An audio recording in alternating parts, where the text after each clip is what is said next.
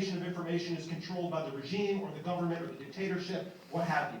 In an independent journalistic environment, it means that journalists are doing their job when they are seeking out independent information that can challenge the official narrative. Under a popular Democratic president who won the Nobel Peace Prize and portrayed himself, and his campaign people portrayed it as a transformative presidency, the only thing that has actually been transformed on these issues is that Dick Cheney has somehow been transformed into Barack Obama when it comes to national security issues.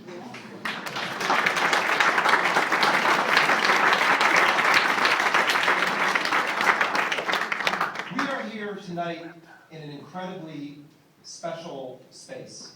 It's very special to me because the people who are building up the May Day space are very, very dear friends of mine, and I've been in many hairy environments with Ana Noguera, who is one of the main forces behind this May Day space, and she referenced being arrested. She was arrested not protesting, she was arrested as a journalist covering the free trade area of the Americas protests in 2004 in Miami, Florida. I also was shot with rubber bullets during that protest, as was my cameraman, John Hamilton.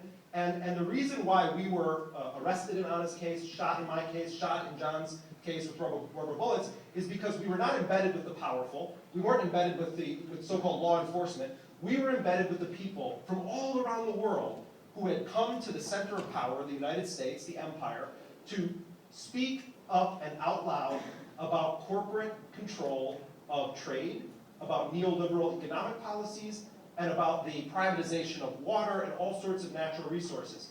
The journalists that get hit in those cases, as my friend and colleague Ryan Devereaux did when he was in Ferguson, when he also was shot with what they call a non-lethal munition. He still has a bruise on his back from being shot in Ferguson. He was embedded with the people. He wasn't riding around in an armored personnel carrier that the Pentagon donated to Ferguson as part of their charity program for law enforcement and paramilitary organizations in this country, but because he was out in the streets trying to gather information independently. One of the reasons why I've twice convinced Glenn Greenwald to come to Brooklyn, and I didn't want to correct him today. We were heading toward Brooklyn, and he's explaining to other friends of ours that we were with, Brooklyn used to be a place where no one lived. It's like, Glenn is like, I'm sorry, man. But let me just tell you for 1 second about this space. So downstairs, there's going to be a bar, a cafe, and restaurant eventually.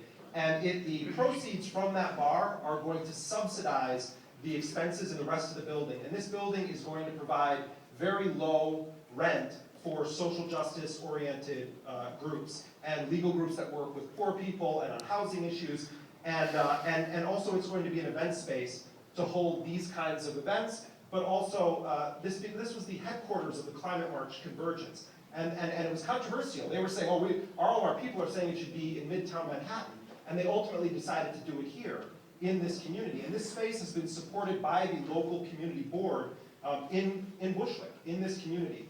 And so by having it here tonight, I didn't just want to do it because it's like this awesome space. I wanted to do it because I want to put it on your map. That this is going to be a place in the coming year that is going to be an amazing convergent space for people concerned about social justice and racial justice.